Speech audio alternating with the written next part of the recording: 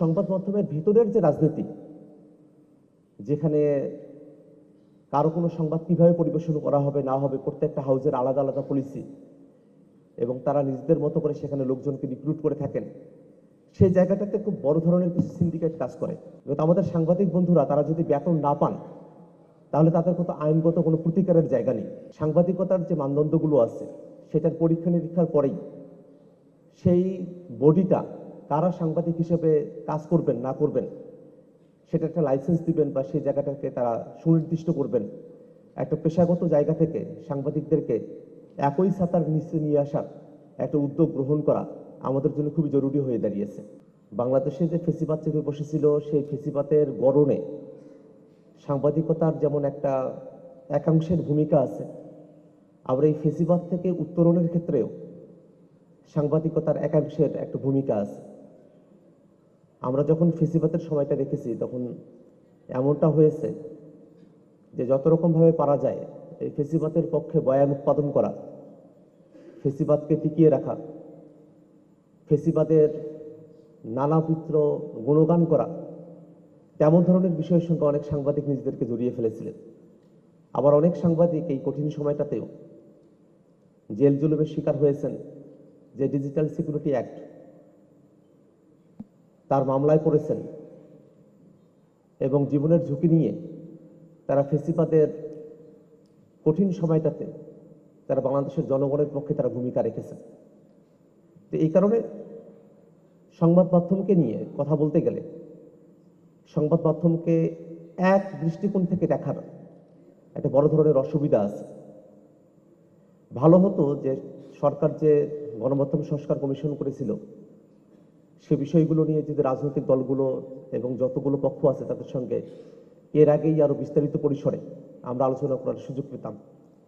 ঐকমত্য কমিশনে রাষ্ট্র কাঠামোর বিষয় নিয়ে আমরা অনেকগুলো বিষয়ে আমরা কথাবার্তা বলেছি, কিন্তু রাষ্ট্রটাকে যারা দেখেন, দেখে শুনে রাখেন, সেই গণমাধ্যম তাদের সংকটগুলো কি, সেই বিষয়টা নিয়ে কিন্তু আমরা সেখানে কথা বলতে পারিনি। পারতপক্ষে আজকেই প্রথম এমন একটা ফরমাল আয়োজনে আমি আমার দলের পক্ষ থেকে কিছু কথা বলার জন্য এখানে উপস্থিত হয়েছি। আমরা সাংবাদিকতার বিষয়টাতে সবথেকে বেশি যে সংকটটাতে এখন আছি, যে আসলে সাংবাদিক কারা, সেই বিষয়টাই এখন পর্যন্ত নির্ধারিত হয়নি। বর্তমান যে প্রেক্ষাপট, আমি একজন রাজনীতিবিদ হয়েও আমি একজন সাংবাদিক হয়ে যেতে পারি, যেহেতু সংবাদ প্রচার করা বা কোনো একটা খবর পৌঁছে দেওয়া, সেটাকেই মানুষ এখন সাংবাদিকতা হিসেবে দেখেন। তো প্রচুর পরিমাণে সিটিজেন জার্নালিস্ট তাদের আবির্ভাব হয়েছে। ইউটিউব, ফেসবুক, নানা মাধ্যমে সাংবাদিকতার একটা ছড়াছড়ি আছে। এটা যেমন আমাদেরকে, যারা রাজনীতি করেন, যারা বিভিন্ন সরকার দায়িত্বে আছেন, তাদেরকে জবাবদিহিতা রাখার ক্ষেত্রে তাদেরকে সুন্দর একটা জায়গায় রাখার ক্ষেত্রে ভূমিকা রেখেছে, তেমনইভাবে এক ধরনের সাংবাদিকতার জায়গায় বিশৃঙ্খলার জায়গা তৈরি করেছে। যারা পেশাগত সাংবাদিকতা করেন এবং যারা সাংবাদিকতার উপরে পড়াশোনা করেছেন, ট্রেনিং নিয়েছেন, সেই সব পেশাগত সাংবাদিকদের সঙ্গে একে সাধারণভাবে যারা সাংবাদিক হয়ে উঠেছেন, তাদের কার্যপরিধি, তাদের কাজের জায়গা এবং মর্যাদাগত জায়গায় একটা বড় ধরনের গ্যাপের জায়গা তৈরি হয়েছে।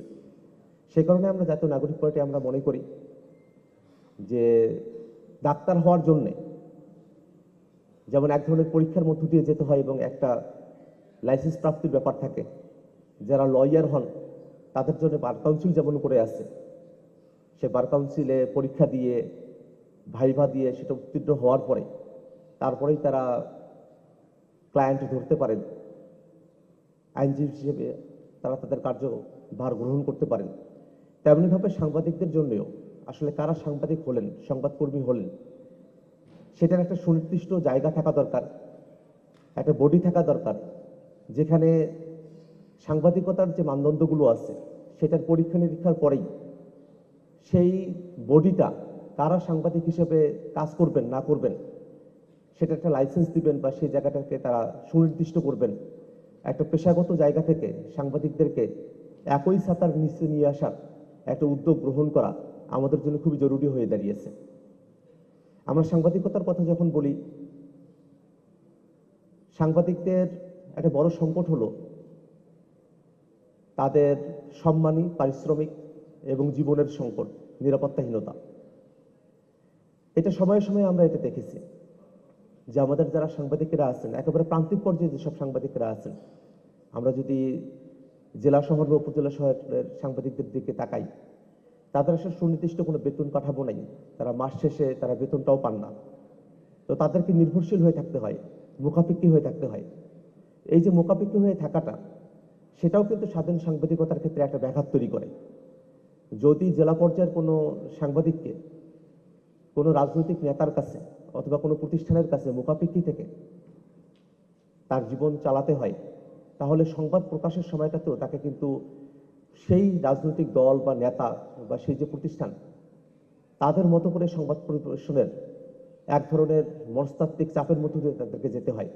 তো সেই জায়গাটাতে একটা পরিবর্তন দরকার, যে যারা আসলে গণমাধ্যমের মালিকেরা আছেন, তারা তাদের যারা কর্মীরা আছেন, সংবাদকর্মী যারা আছেন, সাংবাদিক আছেন, তাদের জীবন চালাতে পারেন মর্যাদা সম্পন্ন, পারিশ্রমিক এবং সম্মানী, যাতে মাসিক ভিত্তিতে এটা তাদের হাতে পৌঁছানো হয়, সেই ধরনের উদ্যোগ গ্রহণ করা প্রয়োজন। এবং এই জায়গাটাতে অন্য অনেকগুলো প্রতিষ্ঠান আছে যে জায়গাটাতে যদি বেতন না দেওয়া হয়, তাহলে তারা এটা আইনগত প্রতিকার পান। কিন্তু আমাদের সাংবাদিক বন্ধুরা তারা যদি বেতন না পান, তাহলে তাদের কত আইনগত কোনো প্রতিকারের জায়গা নেই। তো আমরা জাতীয় নাগরিক পার্টি মনে করি যে আমাদের সাংবাদিক বন্ধুগণ তাদের যে বেতন কাঠামো, সেটা থেকে যদি তারা বঞ্চিত হন, তাহলে তারা আইনগত উপায় একটা প্রতিকার তারা পাবেন, সে ধরনের ব্যবস্থা করার দিকে আমাদেরকে যেতে হবে।